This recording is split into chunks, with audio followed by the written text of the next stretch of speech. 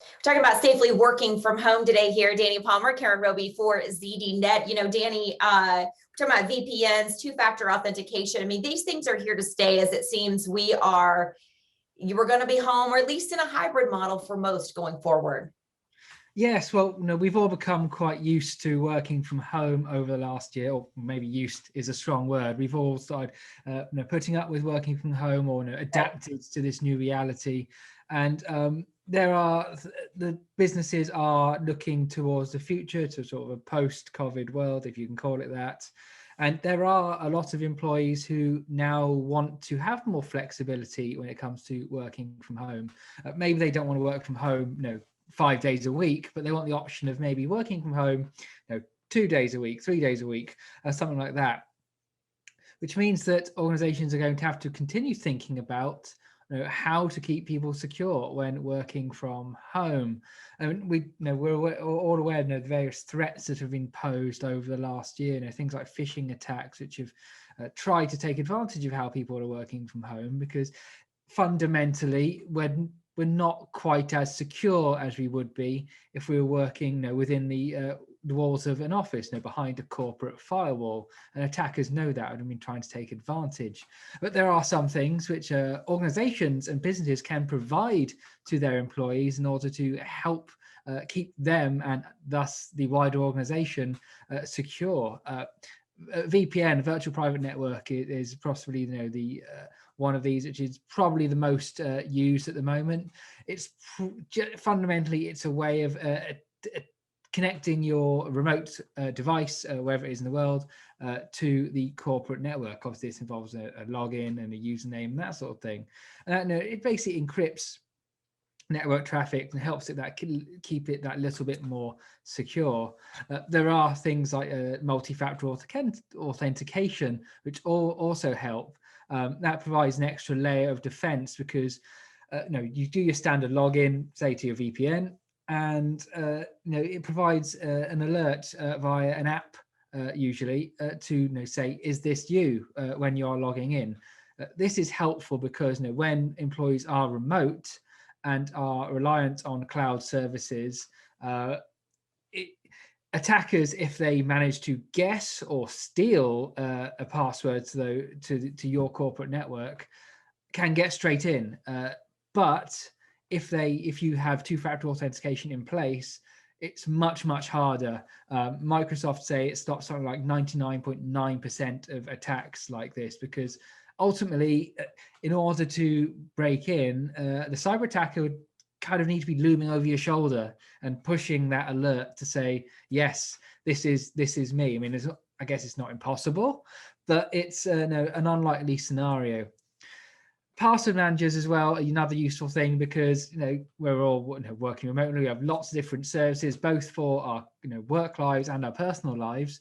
I don't know about you, but I am constantly forgetting which password I have applied to various different accounts, and so it helps people remember their passwords. Which using this software, it is helpful in two ways. It allows people to create more complex passwords, and the more complex the password, the more secure it is. Unfortunately, if people can't remember complex passwords, they're less likely to use them. So that ends up with maybe one word or passwords that could be used across multiple accounts, which ultimately can leave you vulnerable to hackers, because if you're using one simple password across all of your accounts, if they break into one account, they can break into all of them. So the password manager helps this by registering your password to that particular website or service, and then sort of automatically applying it when you reach that page. One useful thing about this, I learned, is that it also helps protect against phishing attacks, because if you are directed to, say, a phishing attack, let's say, says claims to be your Microsoft 365 login page. It says enter, here's a problem, or confirm this, log in here. If your password manager is working correctly, it won't recognize that as the official Microsoft page. So your password manager will not enter that password. So it keeps you safe in a number of different levels. It's I mean, obviously working from home does bring security challenges, Right. but there are these ways which can help in order to keep people secure and happy at home. Because if people do want to work remotely, it's best that they are provided with the tools that allow them to do it securely, and for their benefit and for the benefit of the your wider organization. Yeah, certainly. And you're not talking about things that are difficult to add into the regular, using a password manager. I will say, I don't know why I waited so long, but it has certainly made things easier for me. And, two-factor authentication, no big deal. You just have to keep checking your phone and getting your code when you get in. So none of these are steps that take a lot of extra time, Danny, but they make a massive difference, or can. They do, and nowadays you don't even necessarily need to buy a password manager to help manage your passwords. Quite a few of internet browsers now have a password saving function. So even if for some reason your employer or your corporation isn't providing this as a service, you can provide that extra layer of protection by using your browser to provide the extra barrier. And just because it's then one of those little steps, because, and I don't know about you, but the amount of times I've forgotten what my password is just because I've made it something complex, then Right. I've had to reset the passwords to go, okay, this is this is what it is. Okay, okay, I'll set a new password. Then it tells you cannot use your current password. Right. Yeah. And you're like, that was it, of course.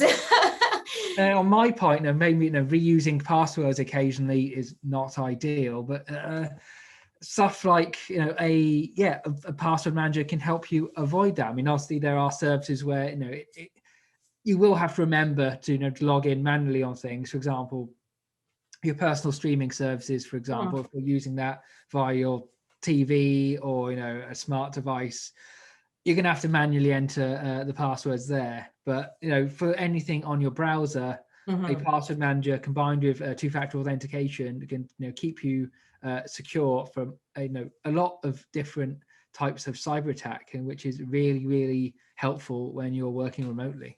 Yeah, for sure. And as mentioned at the beginning, it's here to stay, or at least in some form or fashion for most of us, Danny.